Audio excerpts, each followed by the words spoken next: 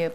Let me ask a question, and again, I don't know whether this is to you, Mr. Hansen, or to others, but this is regarding improper classification of construction workers.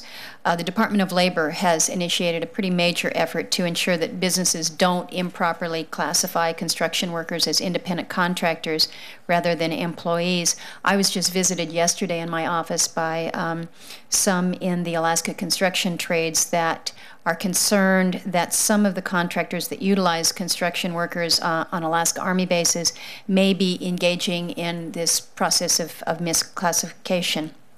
Does the Army have a process for investigating these complaints and enforcing compliance with wage and hour laws? And if they don't, should they? I guess I'll take that one, ma'am. And it's hard to make a general statement whether we're talking about military construction projects or repair projects done through an RCI. But the Department of Labor does routinely conduct wage rate interviews, and that is the process. Essentially, when DOL comes in and does a wage rate, a labor classification interview, and they have a finding, then the Army would address it. So I believe there is a process in place. I have not heard about the issue you just mentioned, but I will certainly take it back and follow up with your staff and see what I could do about it. Well, I'd appreciate that, and if we can give you more specifics to which to respond, we will do so. Mr. Calcara, we'll just keep going with you here. You are certainly aware of the concerns that have been expressed previously by many in the Fairbanks community about the use of out-of-state contractors and construction workers by the Actus Lend-Lease there at Fort Wainwright. I had a chance to discuss this issue with Dorothy Rabin a few weeks ago, and she suggested at that time that the issues that I raised were concerns that were uncommon in privatized housing projects, and she basically suggested that I ask the various services.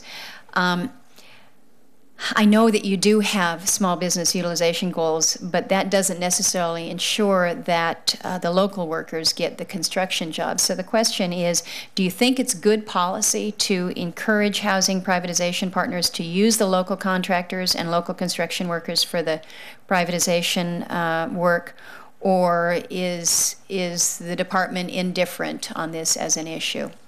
Oh, we absolutely think it is good policy. And just to follow up, as you know, I have been personally engaged in this.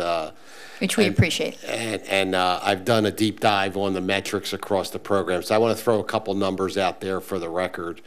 Of the $5.7 billion in the portfolio in construction through December 31st of last year, $3.6 billion, or over 60% of it, has gone to small and local businesses.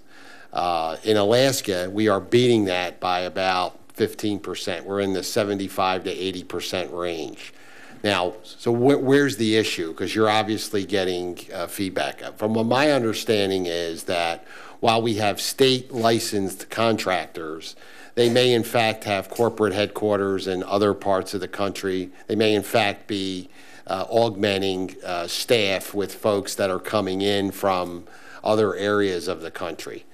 I'm not sure there's much that the Army we could do through policy or incentivization to that. The developers and the service providers are incented to hit small business and local goals. They are also incented to be efficient and effective in the pricing and the delivery of the construction. And to the extent that someone who's locally licensed wants to hire someone from Washington State to work in Alaska on a project, there's really not much we can do about that. So that's kind of how I look at it, man. So you don't think it's necessary or perhaps appropriate to change the laws governing the military privatization to require that some level of local contracting be utilized? Well, I guess if you define local as people who were, born or living, I would say no. If you define local as someone who has a state license there, again, we are hitting, 2/3 of the portfolio, 3/4 in Alaska, local and small business. So It's how you define local, I guess. Well, and it, as you know, and again, I appreciate your engagement in this. It has been an issue that has generated some controversy and a great deal of discussion. At least there has been more full-on debate and discussion about it of late, and I think that we're making some gains, and that's good.